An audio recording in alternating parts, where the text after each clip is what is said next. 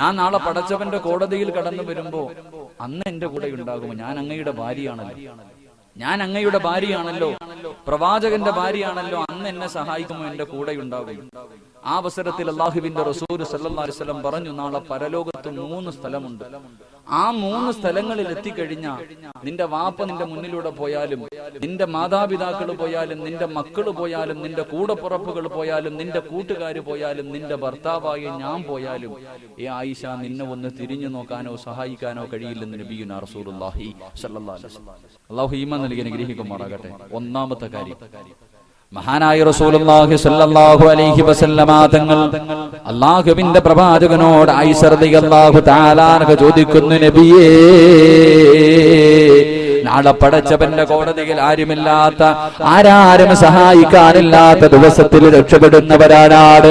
അബൂ ഹുറൈറ റളിയല്ലാഹു തആല അൻഹു അല്ലാഹുവിന്റെ പ്രവാചകനോട് ചോദിക്കുന്നു, നബിയേ,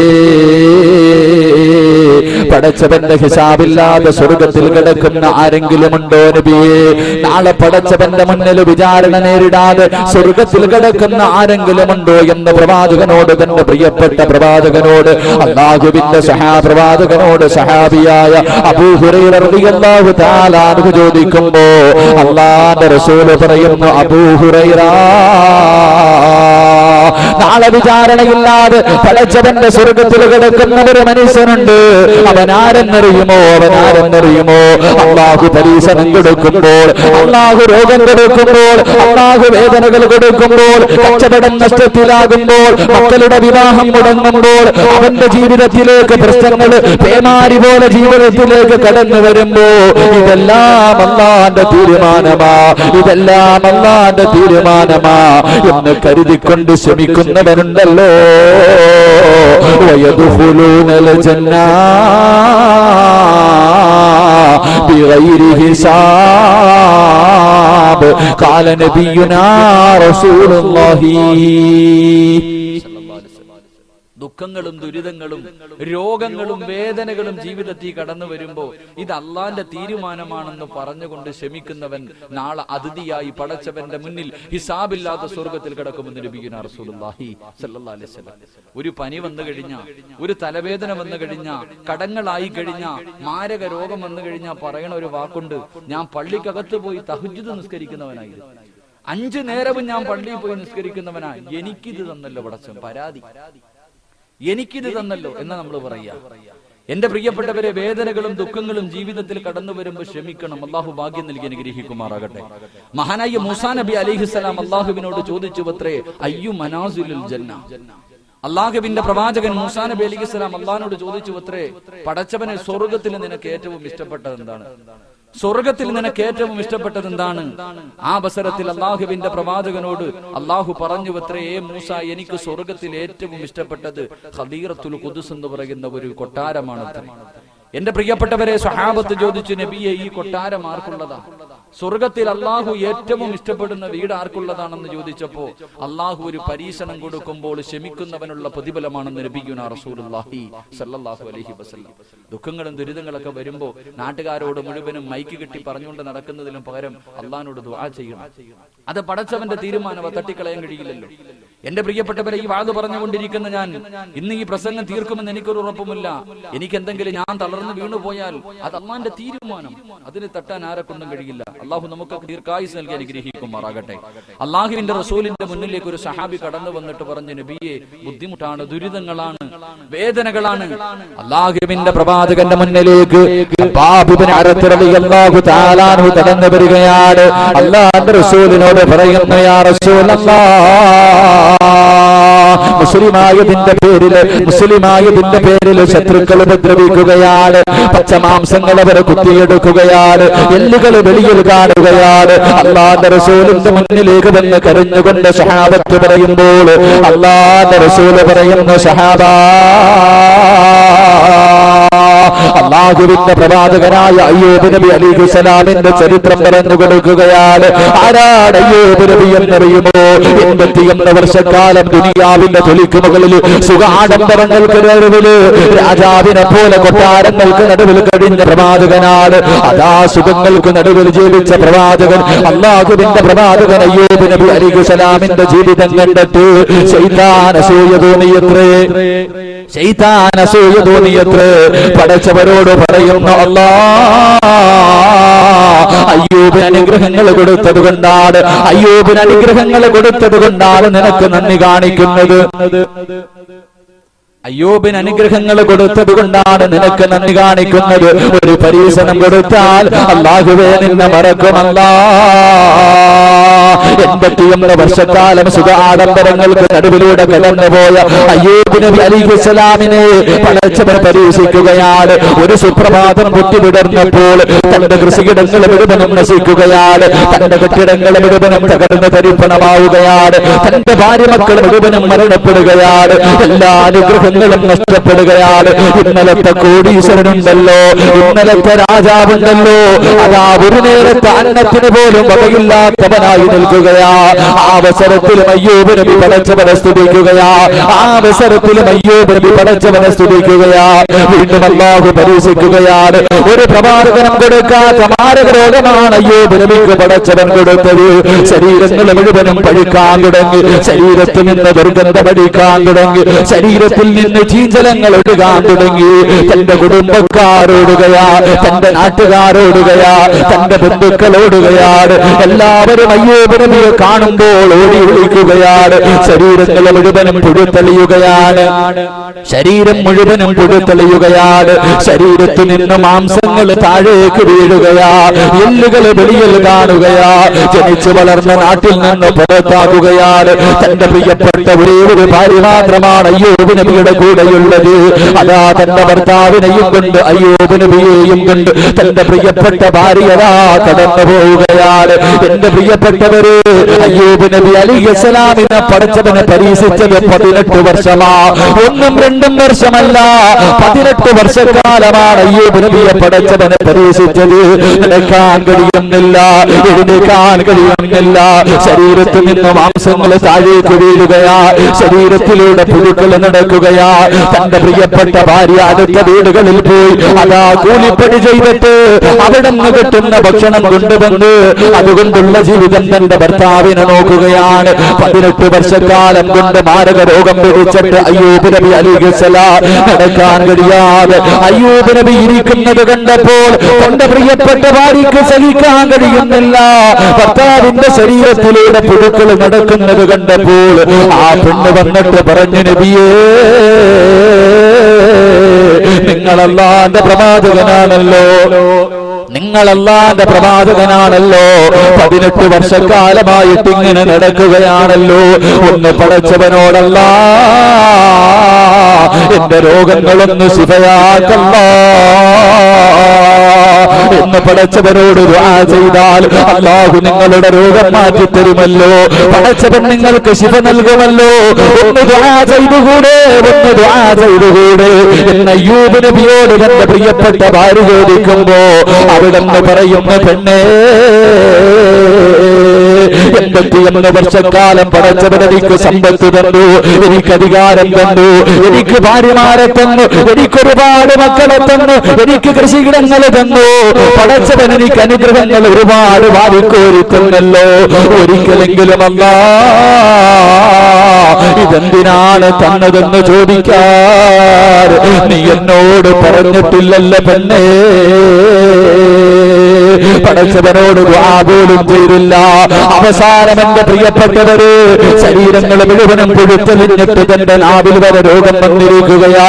അയ്യൂബ് നബി അലൈഹിസ്സലാം ഇരുന്ന് കരയുകയാണ്, അയ്യൂബ് നബി ഇരുന്ന് കരയുകയാ. ശൈത്താന് വല്ലാത്ത സന്തോഷമായി അയ്യൂബ് പരാജയപ്പെടുകയാണ്. ആകാശത്തിന്റെ തിരുമാറിലേക്ക് 2 കൈയും ഉയർത്തിയിട്ട് പടച്ചവനോട് ദുആ ചെയ്യുന്നു, അല്ലാഹ് എത്രയോ വർഷക്കാലമായി പഠിച്ചവര്, എത്രയോ വർഷക്കാലമായി പഠിച്ചവര്, എനിക്ക് നീ ഒരു പരീക്ഷണം തന്നിരിക്കുകയാ, എനിക്കതിൽ പരാതിയില്ല പഠിച്ചവര്, എനിക്കതിൽ വേദനയില്ല പഠിച്ചവര്, എനിക്കതിൽ ദുഃഖമില്ല പഠിച്ചവര്. ഇന്നലെ വരെ എന്റെ നാവിനൊരു കുഴപ്പവുമില്ലായിരുന്നു റബ്ബേ, ഇന്നലെ വരെ എനിക്ക് ദിക്ർ പറയാ, ഒരു സുബ്ഹാനല്ലാഹ് പറയാ, ഒരു അൽഹംദുലില്ലാഹ് പറയാ, ഒരു അല്ലാഹു അക്ബർ പറയാൻ എന്നെ കൊണ്ട് കഴിയുമായിരുന്നല്ലാ. ഇന്നെനിക്കതിന് കഴിയുന്നില്ല പഠിച്ചവര്. അതുകൊണ്ട് നാദാ ഇന്നീ മസ്സനിയൽ അൻത അർഹമുർ റഹീമീൻ. 18 വർഷക്കാലം ശരീരം മുഴുവൻ പുഴുക്കളിഞ്ഞ് ശരീരത്തിൽ നിന്ന് മാംസങ്ങൾ താഴേക്ക് വീഴും. അത്രയും മോശമായ രീതിയിൽ മാരകമായ രോഗം കൊണ്ട് നടന്നിട്ട് പടച്ചവരോട് ദുആ ചെയ്തതെന്നറിയുമോ? അല്ലാഹുവേ എന്റെ രോഗം മാറ്റിത്തരണേ അല്ലാ എന്നല്ല പടച്ചവരോട് ദുആ ചെയ്തത്. അല്ലാഹുവോട് പറയുന്നു, അല്ലാ എന്റെ ബുദ്ധിമുട്ടൊന്ന് മാറ്റിത്തരണേ അല്ലാ. അല്ലാഹുവിന്റെ പ്രവാചകൻ തന്റെ അനുചരന്മാരോട് പറഞ്ഞു കൊടുക്കുകയാണ്, എന്റെ പ്രിയപ്പെട്ടവര് സ്വർഗം വേണോ? അല്ലാഹുവിന്റെ അനുഗ്രഹങ്ങൾ കൊണ്ട് നിറച്ച സ്വർഗത്തിലേക്ക് മഹ്ശറയുടെ ദിവസം, ആരുമില്ലാത്ത ദിവസം, അന്ന് വിചാരണയില്ലാതെ പടച്ചവന്റെ അനുഗ്രഹങ്ങൾ കൊണ്ട് നിറച്ച സ്വർഗത്തിലേക്ക് കടന്നു പോകണമെങ്കിൽ ഒന്നാമത്തെ കണ്ടീഷൻ എന്തെന്നറിയുമോ? ഒന്നാമത്തെ കണ്ടീഷൻ എന്തെന്നറിയുമോ? അല്ലാഹു ഒരു പരീക്ഷണം തന്നാൽ അത് പടച്ചവന്റെ തീരുമാനമാണെന്ന് കരുതിക്കൊണ്ട് ശ്രമിക്കുന്നവനുണ്ടല്ലോ, വയദ്ഖുലൂനൽ ജന്ന ബിഗൈരി ഹിസാബ്. ഖാല നബിയുനാ റസൂലുള്ളാഹി സ്വല്ലല്ലാഹു അലൈഹി വസല്ലം. അല്ലാഹു ദുഃഖങ്ങളും ദുരിതങ്ങളും വേദനയും രോഗങ്ങളൊക്കെ തരുമ്പോ അത് അള്ളാന്റെ തീരുമാനമാണെന്ന് കരുതിക്കൊണ്ട് ക്ഷമിക്കുന്നവനുണ്ടല്ലോ, അവൻ നാളെ ഹിസാബില്ലാതെ സ്വർഗത്തിൽ കടക്കുമെന്ന് നബിയുനാ റസൂലുള്ളാഹി സ്വല്ലല്ലാഹു അലൈഹി വസല്ലം. അല്ലാഹു ആ വിഭാഗത്തിൽ ഉൾപ്പെടുത്തി അനുഗ്രഹിക്കുമാറാകട്ടെ. അല്ലാഹു ആ വിഭാഗത്തിൽ ഉൾപ്പെടുത്തി അനുഗ്രഹിക്കുമാറാകട്ടെ. രണ്ടാമത്തെ കാര്യം,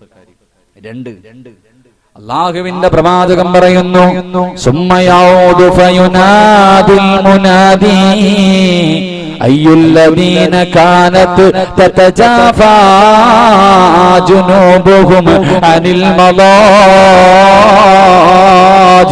വയദ്ഖുലൂനൽ ജന്ന ബിഗൈരി ഹിസാബ്. ഖാല നബിയുനാ റസൂലുള്ളാഹി സ്വല്ലല്ലാഹു അലൈഹി വസല്ലം. ഈ ഇരിക്കുന്ന ഞാനും നിങ്ങളിലും പലരും ഈ രണ്ടാമത്തെ വിഭാഗത്തിൽപ്പെട്ടവരാണ്.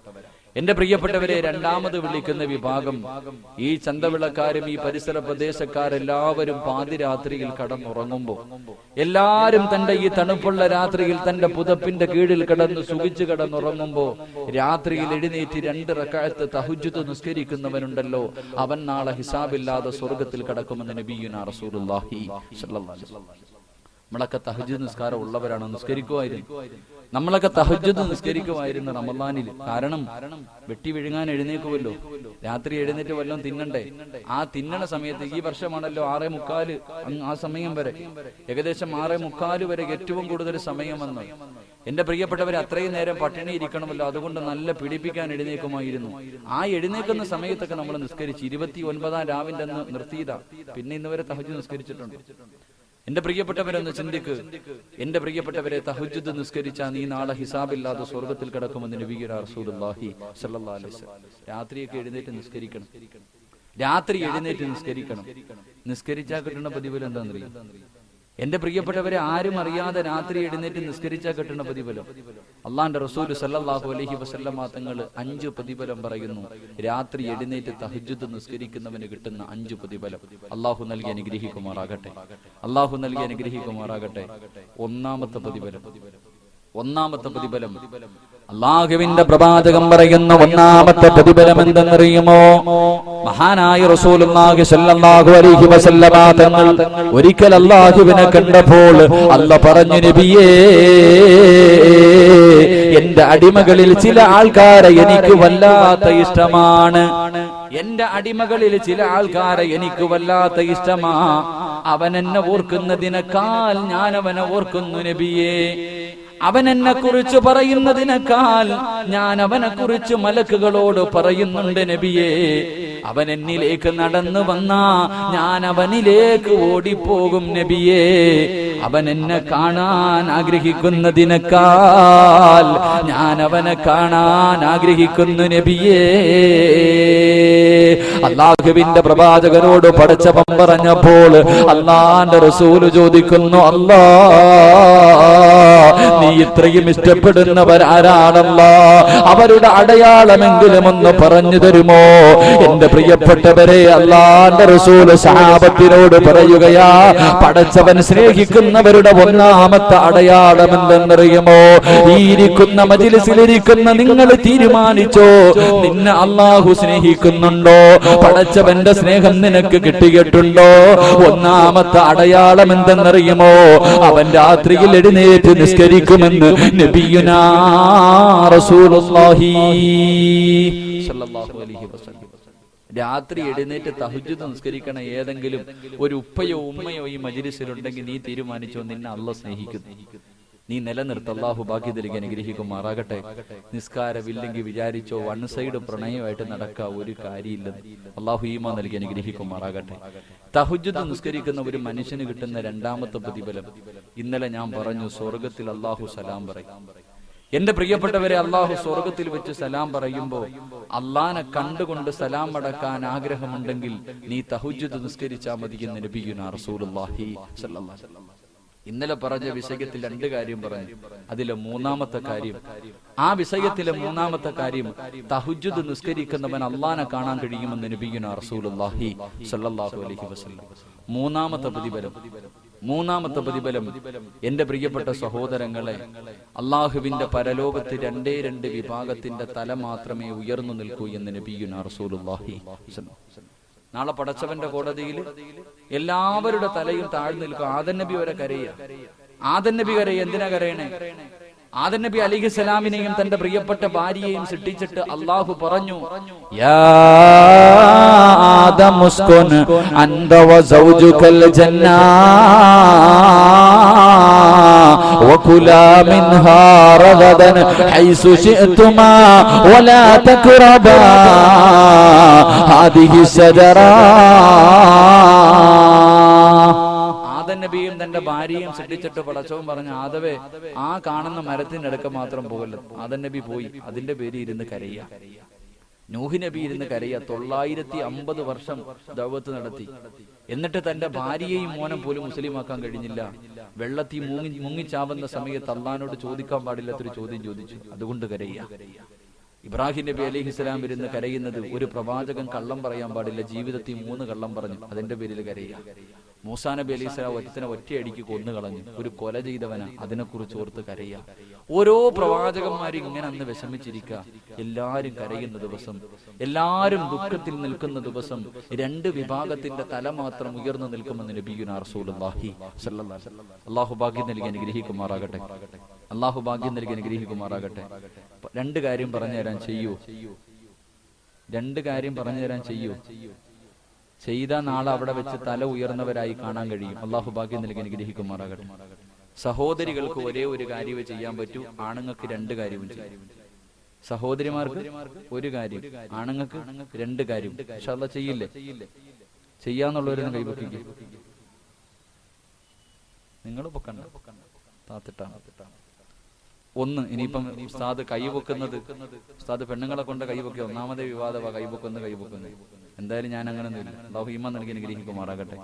എന്റെ പ്രിയപ്പെട്ടവരെ, ഒന്നാമത്തെ കാര്യം, അള്ളാന്റെ റസൂൽ സല്ലല്ലാഹു അലൈഹി വസല്ലമ തങ്ങൾ പറയുന്നു, നാളെ പടച്ചവന്റെ കോടതിയിൽ തല ഉയർന്നു നിൽക്കുന്ന ഒന്നാമത്തെ വിഭാഗം അത് പാതിരാത്രിയിൽ എഴുന്നേറ്റ് നമസ്കരിച്ചവനാണെന്ന് നബിയുനാ റസൂലുള്ളാഹി സ്വല്ലല്ലാഹു അലൈഹി വസല്ലം.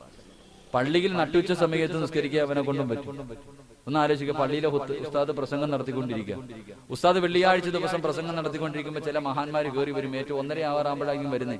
തോളിന്റെ മുകളിൽ കൂടെ ചാടി കയറി അവസാനം അങ്ങ് ഫ്രണ്ടിൽ സഫി വന്നിട്ട് ഇവനൊരു കൈകെട്ടുണ്ട്. ഇവൻ കെട്ടിനുണ്ടാ വിചാരിക്കുക അർശിന്റെ മുകളിൽ നിന്ന് ഇറങ്ങി വന്നവനെ.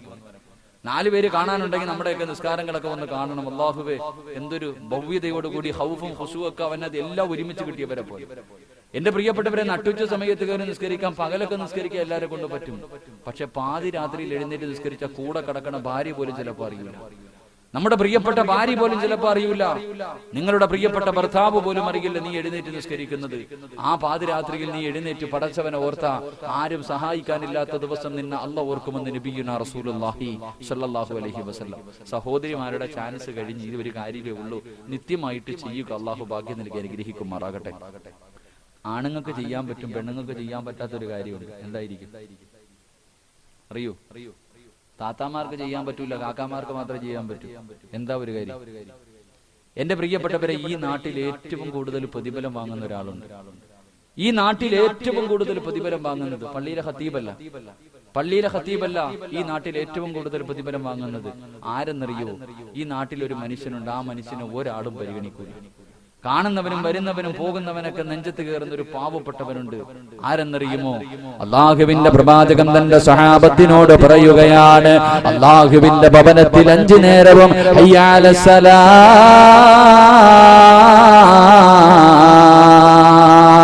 ഹയ്യ അലൽ ഫലാ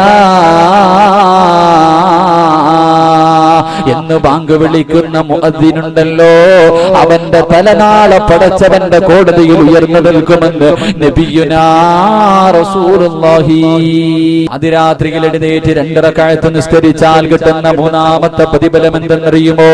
എന്റെ പ്രിയപ്പെട്ടവരെ, ഓരോ പാവം ചെയ്യുമ്പോഴും നമ്മുടെ ഹൃദയത്തിൽ ഒരു പുള്ളി വീഴുകയാണ്. ഓരോ പാവം ചെയ്യുമ്പോഴും നമ്മുടെ ഹൃദയത്തിലേക്ക് ഒരു കുത്തു വീഴുകയാ. പാവങ്ങൾ അധികരിക്കുന്നതനുസരിച്ച് ഹൃദയങ്ങൾ കറുക്കുകയാണ്. നമ്മുടെ ഹൃദയങ്ങൾ കറുത്തുപോയത് കൊണ്ടല്ലേ എന്റെ പ്രിയപ്പെട്ട സഹോദരിമാർ 10-18 വർഷക്കാലം പൊന്നുപോലെ തന്റെ പൊന്നുമക്കളെ വളർത്തുകയാ. വളരെ വളരെ ആഗ്രഹത്തോടുകൂടി മോഹത്തോടുകൂടി വളർത്തുമ്പോൾ തന്റെ പ്രിയപ്പെട്ട ഉമ്മയെയും ഉപ്പയെയും നാട്ടുകാരുടെ മുന്നിൽ കരയാൻ വിധിച്ചിട്ട് ഇറങ്ങിയോടുകയാ.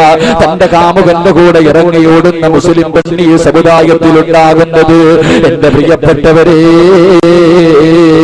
അതാ പാപപ്പെട്ട 2-3 പ്രസവിച്ച എന്റെ പ്രിയപ്പെട്ട ഉമ്മമാര് തന്റെ പൊന്നുമക്കളുടെ കഴുത്ത് ഞെരിച്ചു കൊല്ലുന്നത് കാമുകന്റെ കൂടെ ജീവിക്കാനല്ലേ? എന്റെ പ്രിയപ്പെട്ടവരൊന്ന് ചിന്തിച്ചു നോക്കണേ. മൃഗങ്ങളെക്കാല് വൃത്തികെട്ടവരെ പോലെ എന്റെ പ്രിയപ്പെട്ട സമുദായം ഇങ്ങനെ അധപ്പതിച്ചു പോകുന്നത് ഹൃദയം കറുത്തു പോയത് കൊണ്ടാണ്. എന്റെ പ്രിയപ്പെട്ടവരെ, അതാ കണ്ണൂപ എന്റെ പ്രിയപ്പെട്ടവരെ, പൊന്നാനിക്കടുത്തൊരു സ്ഥലമുണ്ട്. ഒരു പ്രിയപ്പെട്ട 18 വയസ്സുള്ള പെങ്ങളുണ്ടല്ലോ, മുസ്ലിമായ ഒരു ചെറുപ്പക്കാരന്റെ കൂടെ ഒളിച്ചോടുകയാണ്. വാപ്പയതാ കോടതിയിൽ പോലീസ് സ്റ്റേഷനിൽ കേസ് കൊടുക്കുകയാണ്. അവസാനം കോടതിക്കകത്തേക്ക് ആ 18 വയസ്സുള്ള പ്രിയപ്പെട്ട പെങ്ങളോട് കോടതി ചോദിച്ചുവത്രേ, മോളെ നിനക്ക് നിന്റെ ഉപ്പയുടെ കൂടെ പോയിക്കൂടെ? 18 വയസ്സുള്ള പൊന്നുമോളോട് കോടതി ചോദിച്ചുവത്രേ, മോളെ നിനക്ക് നിന്റെ വാപ്പയുടെ കൂടെ പോകണോ അതോ നിന്റെ കാമുകന്റെ കൂടെ പോകണോ?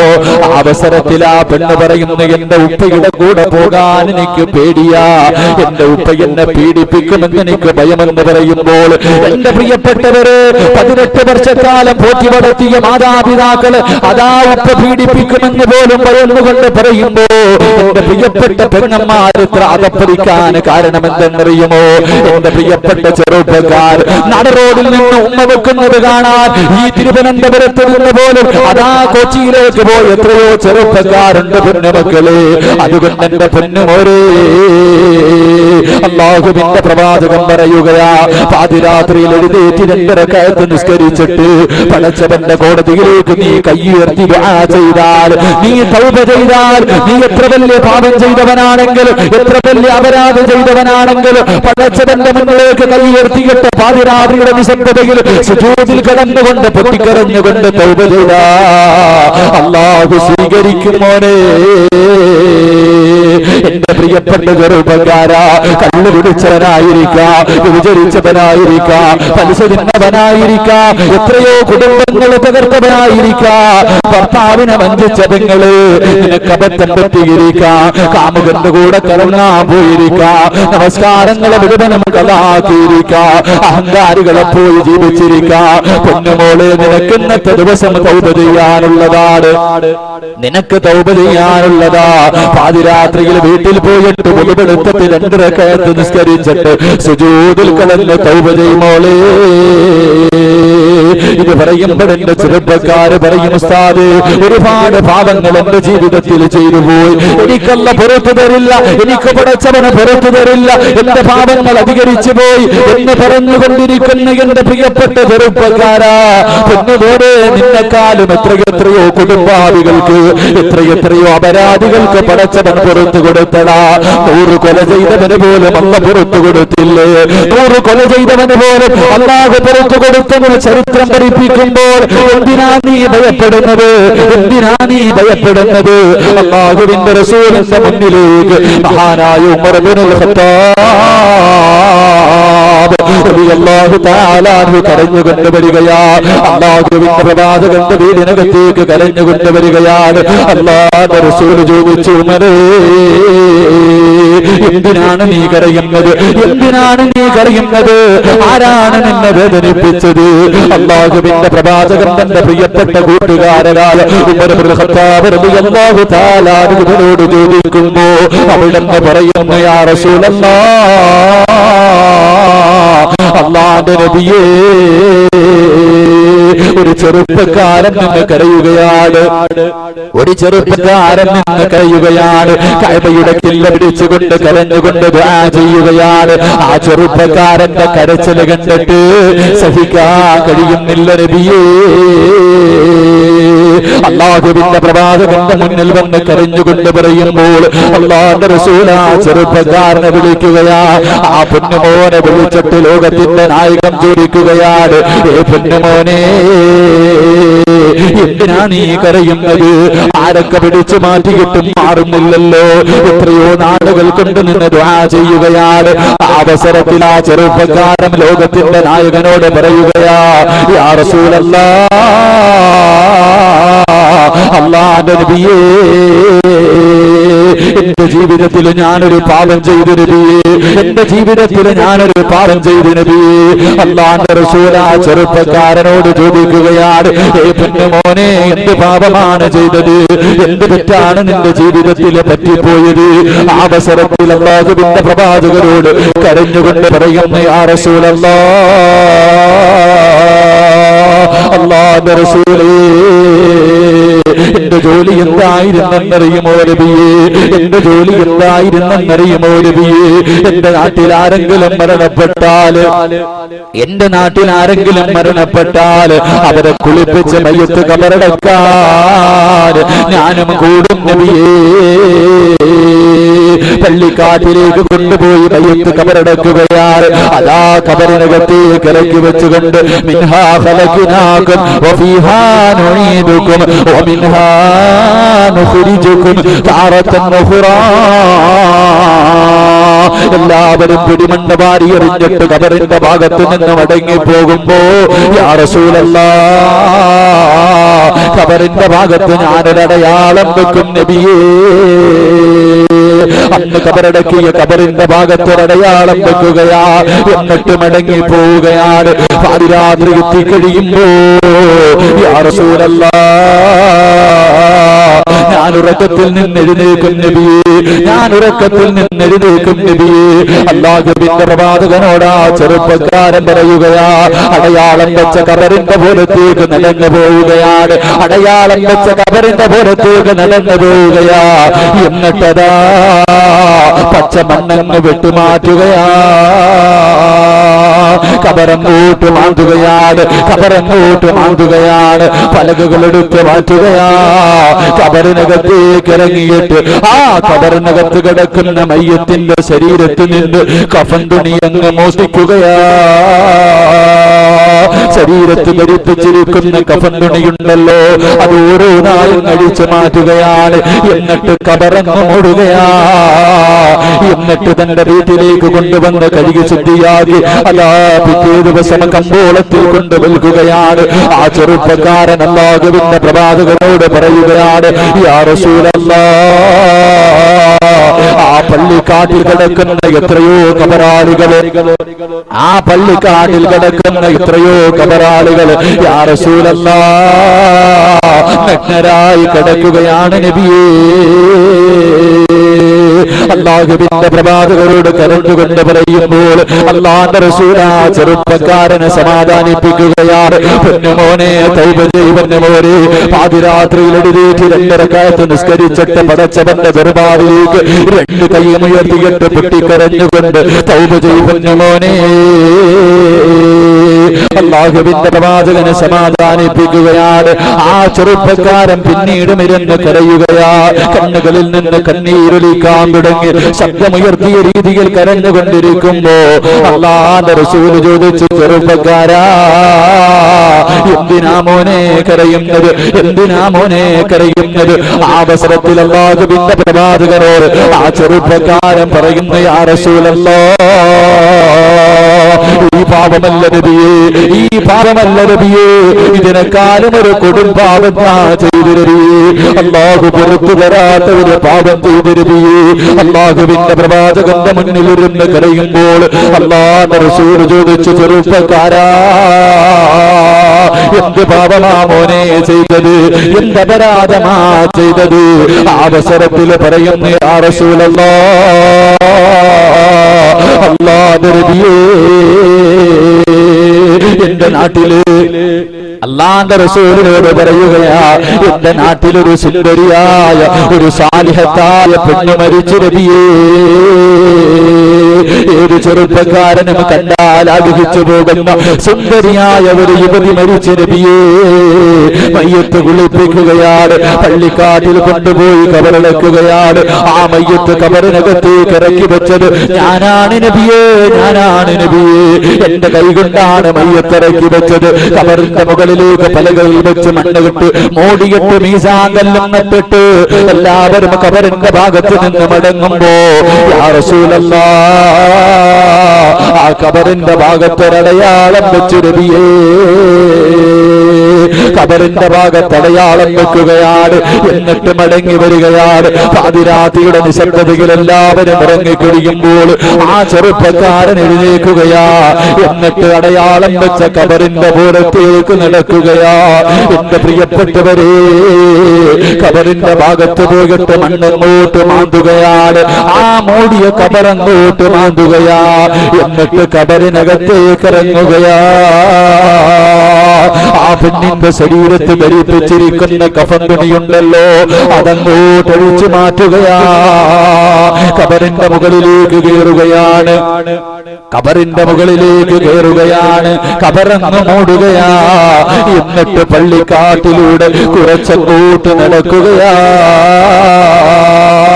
കുറച്ചങ്ങോട്ട് നടന്നു കഴിയുമ്പോ ആ ചെറുപ്പക്കാരന്റെ മനസ്സിന്റെ ഉള്ളിലേക്ക് ശരീരത്തിൽ ഒരു തുള്ളി വസ്ത്രം പോലുമില്ലാതെ കബറിനകത്ത് കിടക്കുന്ന സുന്ദരിയായ പെണ്ണിന്റെ ശരീരം കടന്നു വരികയാ. ആ ശരീരം ഓർമ്മ വരികയാ. ആ ചെറുപ്പക്കാരൻ മടങ്ങി വന്ന്, ചെറുപ്പക്കാരാ,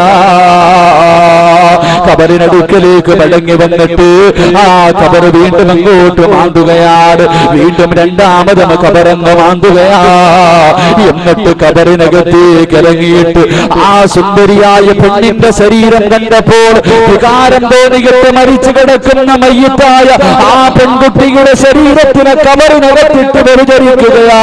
അല്ലാഹുവിന്റെ റസൂലിന്റെ മുന്നിൽ ഇരുന്നു കൊണ്ട് മരിച്ചു കിടന്ന മയ്യത്തിനെ കബറ് മാന്തിയിട്ട് ആ പെണ്ണിനെ കബറിനകത്തിട്ട് വ്യഭിചരിച്ചെന്ന് അല്ലാഹുവിന്റെ പ്രവാചകന്റെ മുന്നിലിരുന്ന് കരഞ്ഞുകൊണ്ട് പറയുമ്പോ അല്ലാഹുവിന്റെ റസൂലിന്റെ ശരീരം തളർന്നു പോവുകയാ. പ്രവാചകന്റെ കണ്ണുകൾ നിറയാൻ തുടങ്ങി. അല്ലാഹുവിന്റെ റസൂല് മിണ്ടുന്നില്ല. ആ ചെറുപ്പക്കാരൻ ചോദിക്കുന്നു, നബിയേ, ഫഹലി മിനത് തൗബ, അല്ലാഹു എനിക്ക് പുറത്തു തരുമോ നബിയേ? അല്ല എന്റെ തൗബ സ്വീകരിക്കുമോ നബിയേ? പൊട്ടിക്കരഞ്ഞുകൊണ്ട് ആ ചെറുപ്പക്കാരൻ ചോദിക്കുമ്പോൾ, എന്റെ പൊന്നുമോനെ, ഇതുപോലെ ഒരു പാപം നിങ്ങൾ ആരെങ്കിലും ചെയ്തിട്ടുണ്ടോ? ഇതുപോലെ ഒരു പാപം നീ ചെയ്തിട്ടുണ്ടോ? അല്ലാഹുവിന്റെ ഖുർആൻ പറഞ്ഞത് എന്തെന്നറിയുമോ? عبادي الذين أسرفوا على أنفسهم لا تقنطوا من رحمة الله അല്ലാഹുവിന്റെ ഖുർആൻ പറയുകയാ, നബിയെ എന്റെ ദാസന്മാരോട് പറ നബിയെ, എന്റെ അടിമകളോട് പറ നബിയെ, അവരെത്ര വലിയ അക്രമം ചെയ്തവരാണെങ്കിലും അവരെത്ര വലിയ അനീതി ചെയ്തവരാണെങ്കിലും എന്നോടൊന്ന് ചോദിക്കാൻ പറ നബിയെ, പറ നബിയെ, അവർക്ക് ഞാൻ പുറത്തു കൊടുക്കാൻ നബിയെ. എന്നെ പടച്ചവന്റെ പരിശുദ്ധ ഖുർആൻ പറയുമ്പോ എന്റെ പ്രിയപ്പെട്ടവരെ, കബറിനകത്ത് കടന്ന് വ്യഭിചരിച്ച മനുഷ്യന് പോലും അല്ലാഹു പുറത്തു കൊടുത്തെന്ന് ചരിത്രം പറയുമ്പോ എന്റെ പ്രിയപ്പെട്ട ചെറുപ്പക്കാരാ, നന്നാവണമെങ്കിൽ നന്നായിക്കോ പൊന്നുമോനെ. ഇന്നത്തെ ദിവസം നിന്റെ ജീവിതത്തിലെ അവസാനത്തെ രാത്രിയാവോനെ.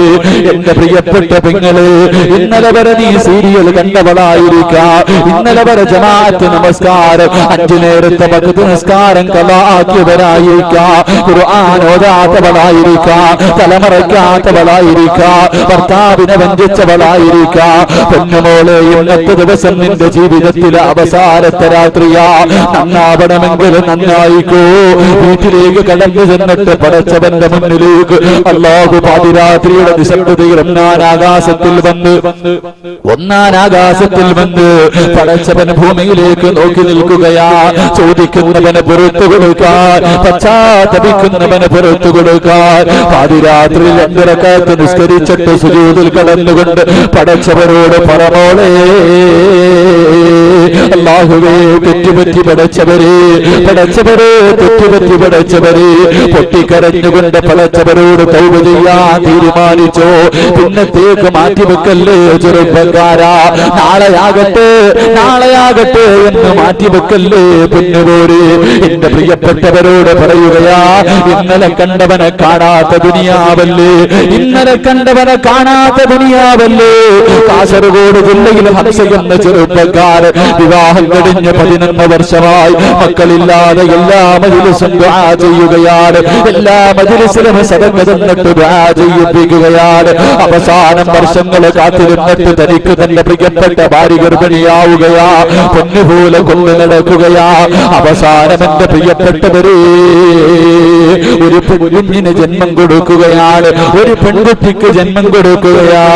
ആ ഹംസ എന്ന ചെറുപ്പക്കാരനുണ്ടല്ലോ, 11 വർഷക്കാലം പടച്ചവരോട് ദുആ ചെയ്ത് ദുആ ചെയ്ത് ദുആ ചെയ്ത് എത്രയോ ഉസ്താദന്മാരുടെ ദുആയുടെ ബർക്കത്തായി തനിക്ക് കിട്ടിയ പൊന്നുമോളെ കയ്യിലേക്ക് എടുക്കുകയാ. എന്നിട്ടതാ വലത് ചെവിയിലെ ബാങ്ക് കൊടുത്തുകൊണ്ടിരിക്കുകയാണ്.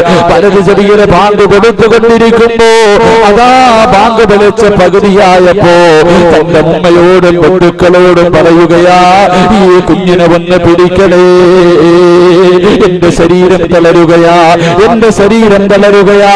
കുഞ്ഞിനെ കയ്യിലേക്ക് എത്തിക്കുകയാണ്. എന്നിട്ട് കസേരയിലേക്ക് ഇരുന്നതാ ആ ചെറുപ്പക്കാരൻ ഇന്ന് കബറിന്റെ അടിയിലാ. അതുകൊണ്ട് നാളത്തേക്ക് മാറ്റിവെക്കല്ലേ. തനിക്ക് കിട്ടിയ പൊന്നുമകളുടെ ചെവിയിലൊന്ന് ബാങ്ക് വിളിക്കാൻ പോലും സമയം കിട്ടാതെ ലോകത്തോട് യാത്ര പറഞ്ഞു പോയതെങ്കിൽ എന്റെ ചെറുപ്പക്കാരാ, അഹങ്കാരിയെ പോലെ നടക്കല്ലേ പൊന്നുമോനെ. പടച്ചവനെ ധിക്കരിച്ചുകൊണ്ട് നടക്കല്ലേ.